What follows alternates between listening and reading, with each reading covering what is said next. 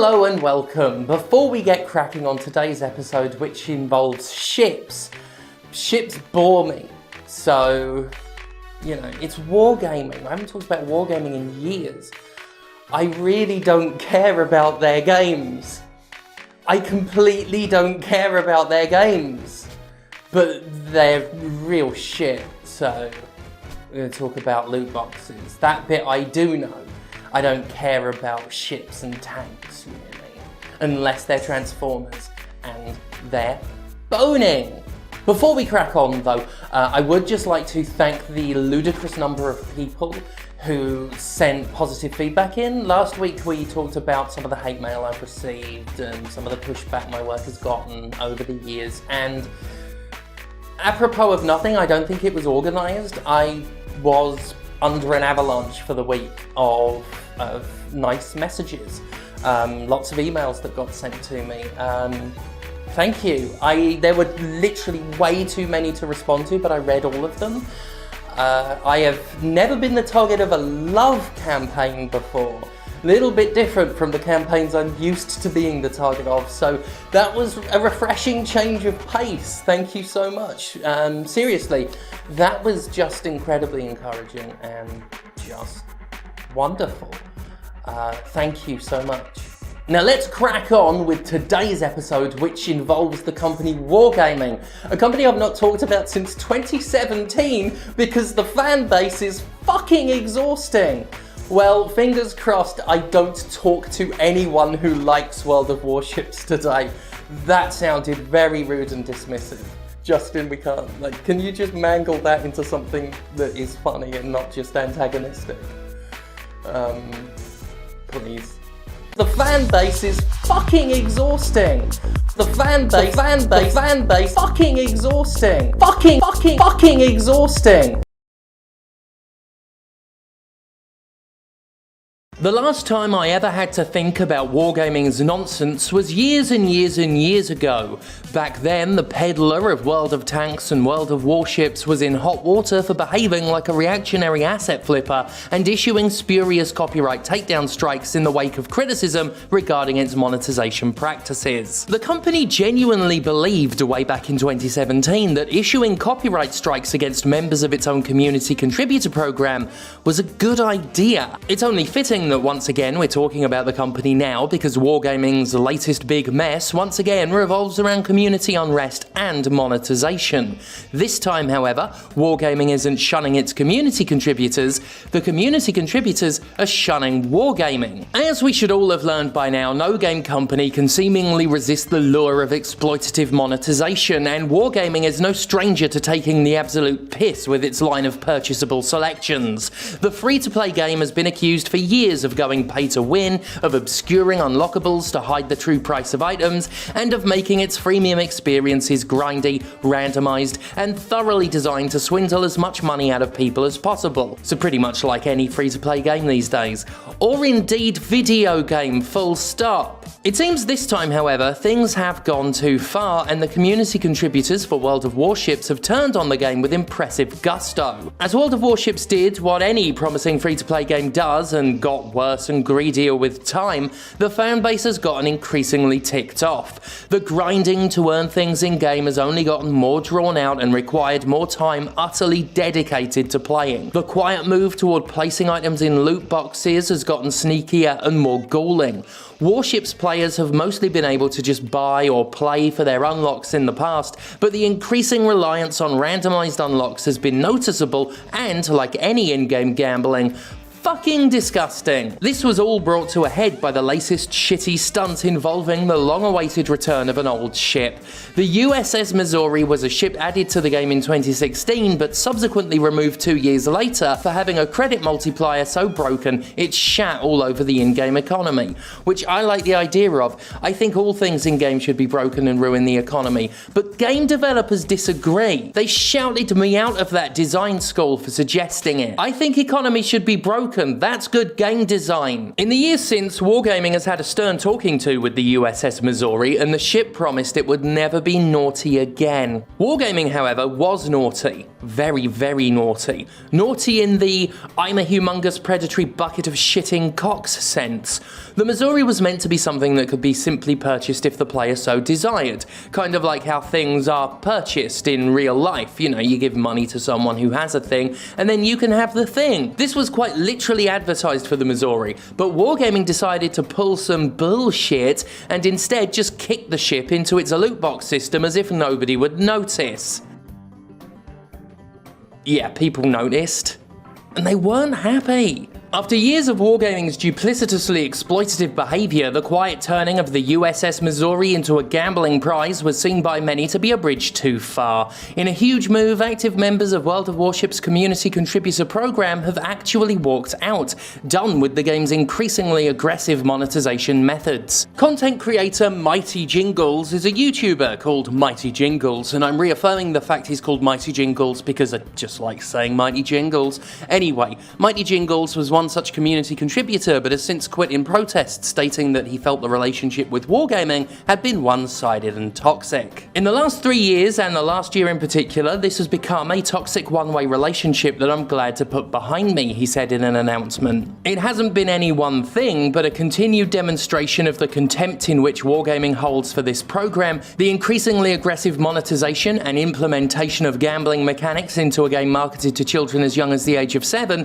and numerous other factors means it's high time I admitted that I'm in a toxic relationship and got out of it with some self-respect intact. In the wake of the announcement, at least 23 other contributors with great names to say out loud like Little White Mouse decided enough was enough and joined Mighty Jingles, who is called Mighty Jingles. In response, Wargaming made its own statement that was taken to be contemptuous and callous in its brevity and lack of substance. "We're awfully sorry that Little White Mouse and other CCs are no longer a part of our community contributors program, and we'd like them to know they will be missed," said Wargaming after days of radio silence. "We respect their decision and want to thank them for their contributions, devotion and passion for the game and program over several years. We wish all of them best of luck and hope that they will stay in touch with us nevertheless. We will always be here to talk. We understand that there are several causes that have led us to this situation, and that we have upset and disappointed many of our CCs and players." Surprisingly pleasurable to speak like that. Surprisingly. The statement reads very much as coming from a place of sheer apathy, if I'm honest. It truly communicates that Wargaming is fine losing community contributors that won't mindlessly lap up their game, and that's because these community contributor programs are pretty much always designed for that. Companies, certainly in my experience, don't want to work with anybody who could be critical of their game, and increasingly their disdain for dissent has only gotten more clear. More and more, we see companies focusing all their efforts on the press and media and creators who will swear blind fealty to their products, and in return they'll give out head pats and access. It doesn't surprise me that contributors have felt the relationship with a company like Wargaming become increasingly one-sided and lacking in respect. Wargaming is putting gambling mechanics in games marketed to and played by children. You think they respect anything except money? No. One of the most tried and true anti-corporate statements out there is corporations are not your friend. We say it on this show often because it's true. You can contribute to a community program as much as possible. These companies don't actually like you. They like what you can do for them, they like the eyes you bring to their product, and they like tempting and exhausting and manipulating the owners of those eyes in order to scam money out of them. In many ways, if you're a community contributor for a game like World of Warships, you're just bringing in fresh meat for the kill as far as they're concerned. Your job is to bring more people into this exploitative as fuck economy. The only thing a company like that values is the buckets of cash siphoned off of its player base with wager-based purchases and deliberately obfuscated economies designed wholly to trick more and more money out of people. As far as I'm concerned, you waive the right to be considered anything other than the lowest form of vampire the moment you decide loot boxes are an okay thing to put in your game. According to the hit video game Vampire with a Y, the lowest form of vampire with an I would be a scowl. I've been playing a lot of Vampire with a Y again recently for no real good reason. I mean, it's a good game if you don't mind janky nonsense, because this game is nonsensical and janky, but it's fun. And anyway, the lowest form of vampire in Vampire with a Y is a scowl, which is a gross, parasitic, drooling, rat-eating little monster. That's how I view almost every video game company these days too. Just mindless, consuming things, because that's what they are. Loot boxes are not an okay thing, by the way. If we can just reiterate that, because if there's one thing the Jimquisition doesn't say enough, it's that loot boxes are gambling and shit, and their introduction to video games is among the most harmful and poisonous moments in the medium's history. Fuck, by the way, Wargaming for quietly shunting a boat into a gamble box despite previous advertising, but also fuck Wargaming for ever having had gamble boxes in the first place. That's where the camel's back should have been broken. That's where the bridge should have been built too far. That's the moment people should have said fuck it, loot boxes on their own. That should be what's too much. Well, enough of a stink has been kicked up with the Missouri that Wargaming is now making a token change to the ship, claiming it will add an alternative way to purchase the ship.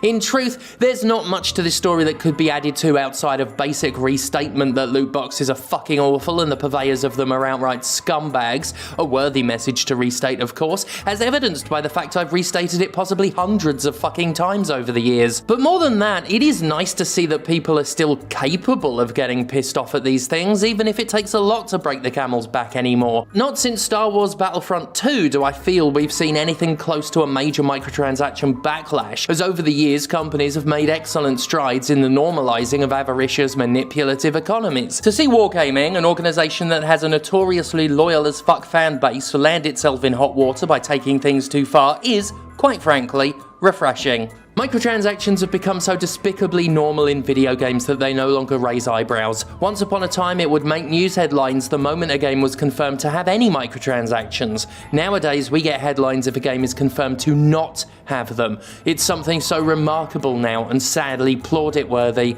The community walkout will be a storm in a teacup to World of Warships' sprawling economy, but it's still nice to see that no matter how mundanely ubiquitous excessive monetization has become, there's at least still enough people out there who can recognize it's really, really, really fucking not okay to keep doing this shit.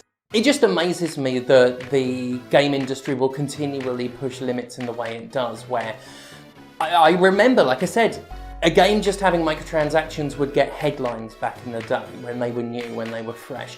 And now the idea of microtransactions being in games you've paid full price for has become so normalized. Yeah, it's newsworthy when it's not. Now we get, this game will not have any microtransactions, this game will not have any loot boxes. It shouldn't be so remarkable that there's an omission of that stuff. It should be remarkable that there's an inclusion of that kind of inexcusable fucking crap. So when I hear that there's a walkout over loot boxes in a game, I think, well, that's great, yeah, push back against loot boxes in a game. Not just when they've gone too egregious with the loot boxes though, because the loot boxes themselves, their very existence, their very presence, that's what's egregious. You know, I will still never not be offended to my bloody core that there are still microtransactions in games that cost $60 or with the new generation, $70. That the original fee to pay mechanic that they stole from free-to-play games, like, I'm still incensed about that. It's been almost 10 years and I'm still incensed about that. I'm incensed about Dead Space 3, right? That bullshit. It was so long ago, but now people will look at it and look at some of the games we have these days and think, oh, that's quaint that they did that. It's not quaint, it's still shit. Normalization is a hell of a thing, and I do want to talk more about that in future, I think. But for right now, let me just say that Wargaming is shitty. It's a shitty company. It's been a shitty company for years. For years, it's been dumping on its community. For years, it's been exploitative, because that's what it is. It's a game company, and more it seems like there should be headlines, breaking news, when a game company isn't a load of fucking shit, thank God for me.